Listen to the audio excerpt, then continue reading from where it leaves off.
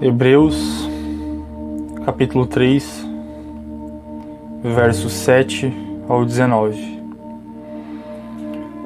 Portanto, como diz o Espírito Santo, se ouvirdes hoje a sua voz, não endureçais os vossos corações, como na provocação, no dia da tentação no deserto, onde os vossos pais me tentaram. Provaram e viram por 40 anos as minhas obras. Por isso me indignei contra esta geração. E disse: estes sempre erram em seu coração, e não conheceram os meus caminhos. Assim jurei na minha ira, que não entrarão no meu repouso. Vede, irmãos, que nunca haja em qualquer de vós um coração mau e infiel, para se apartar do Deus vivo. Antes exortai-vos uns aos outros, todos os dias, durante o tempo que se chama hoje, para que nenhum de vós se endureça pelo engano do pecado. Porque nos tornamos participantes de Cristo, se retivermos firmemente o princípio da nossa confiança até o fim. Enquanto se diz: hoje, se ouvirdes a sua voz, não endureçais os vossos corações, como na provocação. Porque havendo-a alguns ouvido, o provocaram, mas não todos os que saíram do Egito por meio de Moisés. Mas com quem se indignou por 40 anos? Foi porventura com os que pecaram, cujos corpos caíram no deserto? E a quem jurou que não entrariam no seu repouso, senão aos que foram desobedientes? E vemos que não puderam entrar por causa da sua incredulidade. Nós podemos estar vendo que Deus, Ele se agrada da fé. Entendemos por fé as coisas que não se veem e as coisas que se esperam. O que você tem esperado? Todos nós, sem exceção, temos nossas ambições, nossos sonhos e metas. Mas nem sempre eles condizem com os caminhos de Deus. Isso pode ser explícito a partir do momento que a frustração ela toma conta daquilo que nós temos como meta e nunca alcançamos. Porque por diversos motivos, seja a desobediência, seja o fato de deixarmos de ouvir a voz de Deus e começamos a ouvir a voz do nosso próprio coração. A palavra de Deus ela nos diz que o coração do homem ele é enganoso. Então, tudo o que gera um conhecimento que não provém da inspiração divina da parte de Deus, nos foi colocado para nos enganar e para nos desviar do caminho divino. E com isso vem a consequência do sofrimento. Porque quer cristão, quer não cristão, e quando eu me refiro ao cristão, eu me refiro àquele que obedece a Jesus e aos seus mandamentos, que a palavra de Deus diz: aquele que me ama deve andar como ele andou. Então, quer seja cristão ou não, o sofrimento ele sempre vai estar presente. Mas existe a diferença entre sofrer por Cristo e sofrer por rebeldia. A consequência de sofrer por rebeldia não nos leva a nenhum fruto que venhamos a colher no futuro. Eu digo fruto como uma recompensa digna de honra e de esperança verdadeira. E tem o sofrimento que é feito por meio de algo que se inclina à desobediência.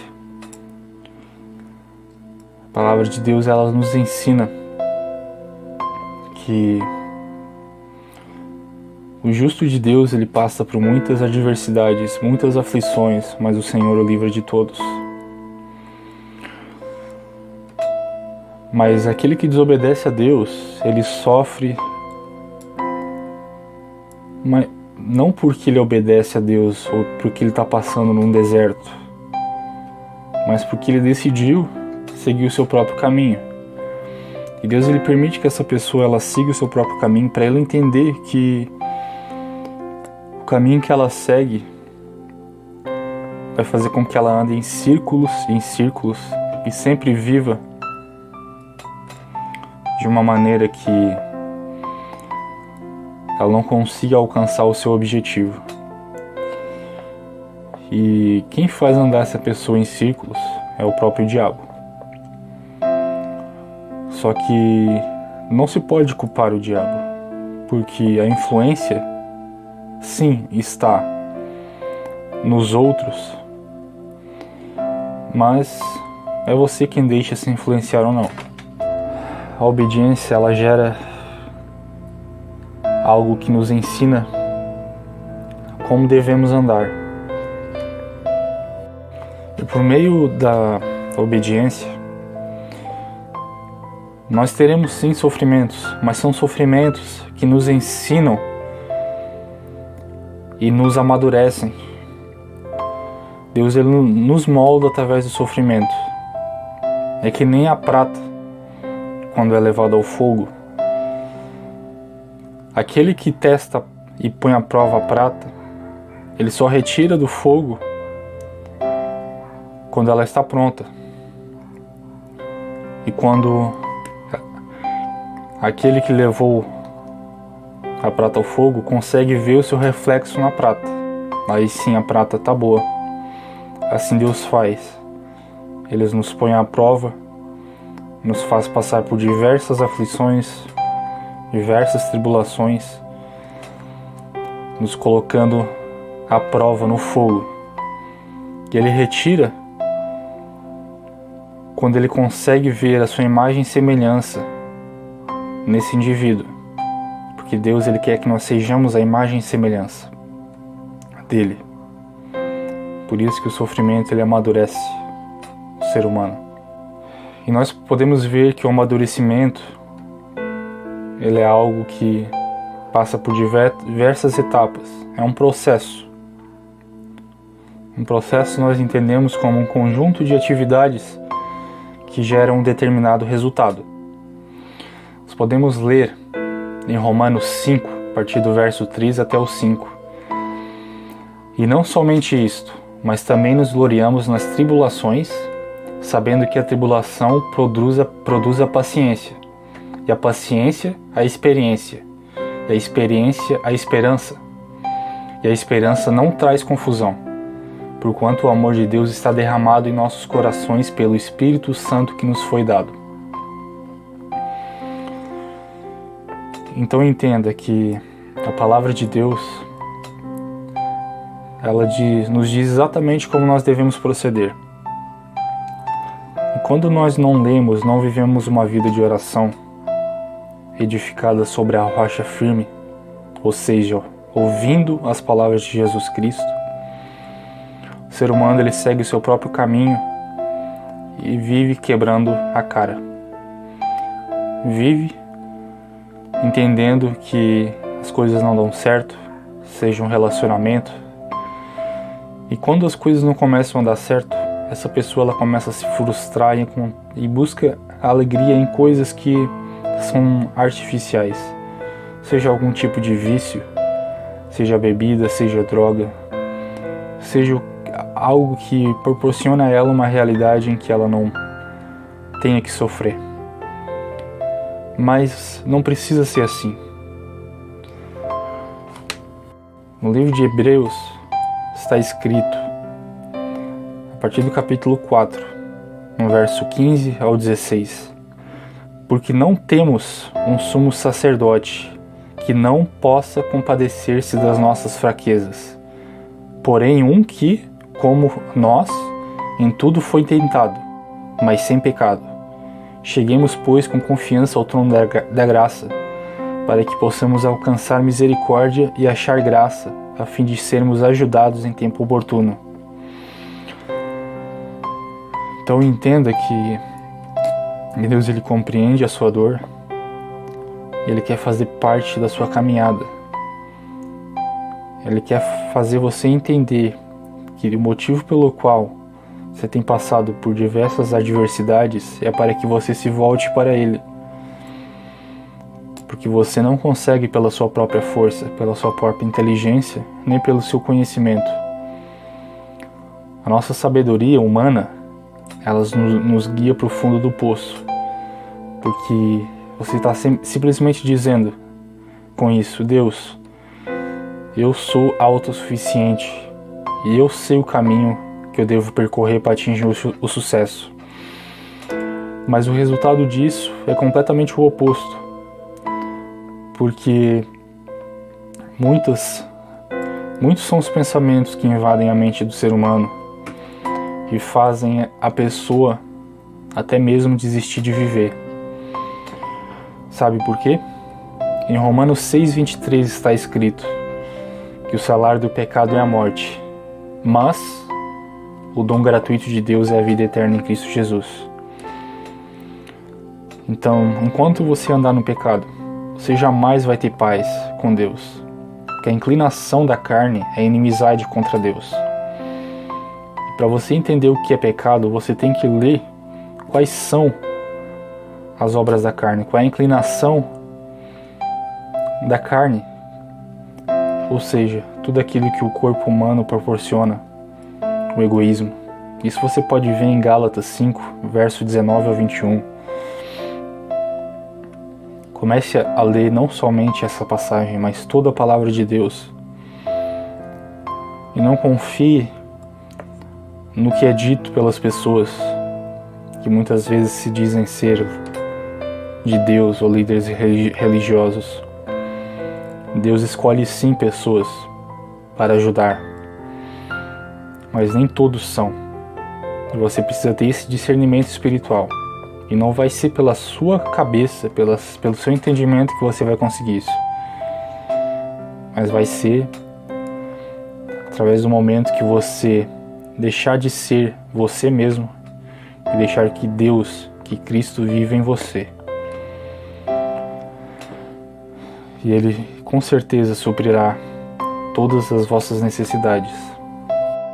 Mas para isso é necessário obedecer a Deus e não obedecer à sua própria vontade.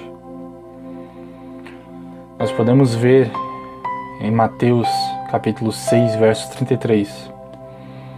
Mas buscai primeiro o reino de Deus e a sua justiça, e todas essas coisas vos serão acrescentadas. Então não andem ansiosos pelo que vocês vão vestir, pelo que vocês vão comer, e nem por coisas que você muitas vezes não tem controle.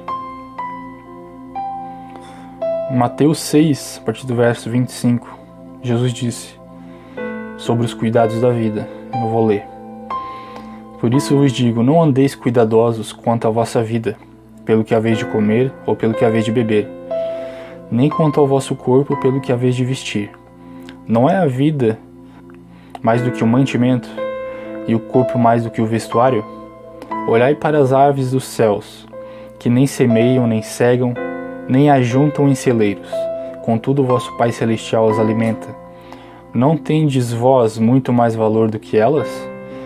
E qual de vós poderá, com todos os seus cuidados, acrescentar um covo da sua estatura? E quanto ao vestuário, por que andais solícitos? Olhai para os lírios do campo, como eles crescem, não trabalham nem fiam.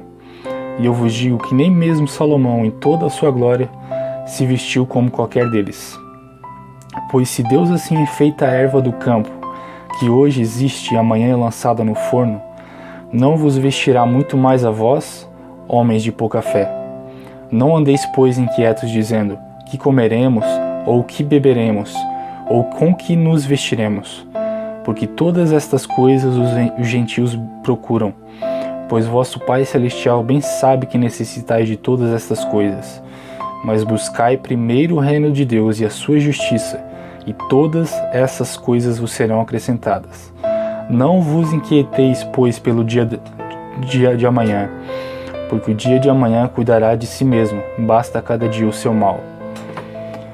Isso seja não somente para o alimento, para o vestuário, mas em cada área da sua vida. Deus, Ele conhece cada necessidade. Se não conhecesse, você não estaria se incluindo em tudo isso que está sendo dito aqui agora. Então entenda que seja alimento, seja vestuário, seja relacionamento, tudo isso Deus Ele provê. Mas é necessário que você obedeça. E não venha a Deus somente pelo alimento ou pelas bênçãos. Jesus, Ele fugia das multidões porque as multidões queriam as bênçãos de Deus. Mas, referente ao alimento espiritual, as pessoas, elas não queriam. Elas queriam muito mais o alimento físico. Então, isso só tem a dizer que as pessoas elas são egoístas e buscam seu próprio proveito. Isso você pode entender através disso. Até mesmo muitas vezes os relacionamentos não dão certo porque as pessoas elas só querem falar de si mesmas. E é muito difícil encontrar no ser humano algo em que nós possamos nos espelhar. Porque o ser humano, infelizmente, ele está inclinado sempre a fazer o mal. E muitas vezes isso acaba nos frustrando. Por exemplo, com quem que eu vou falar?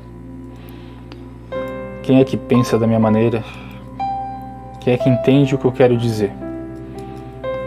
Com quem que eu vou me relacionar? Tudo isso eu acabei de citar aqui no livro de Mateus. Não vos inquieteis, pois pelo dia de amanhã, porque o dia de amanhã cuidará de si mesmo, basta cada dia o seu mal. Deus Ele sabe e conhece as suas necessidades. Só entenda que você deve buscar o reino de Deus e a sua justiça, e as demais coisas vos serão acrescentadas. No verso 32, capítulo 6 de Mateus, Jesus disse: pois vosso Pai Celestial bem sabe que necessitais de todas essas coisas. Ele conhece cada área da sua vida. E não vai ser pela força do seu próprio braço que você vai conseguir essas coisas. Mas vai ser você compreendendo a mente de Cristo e andando como Ele andou. É isso que eu tenho para deixar, em nome de Jesus Cristo. Amém.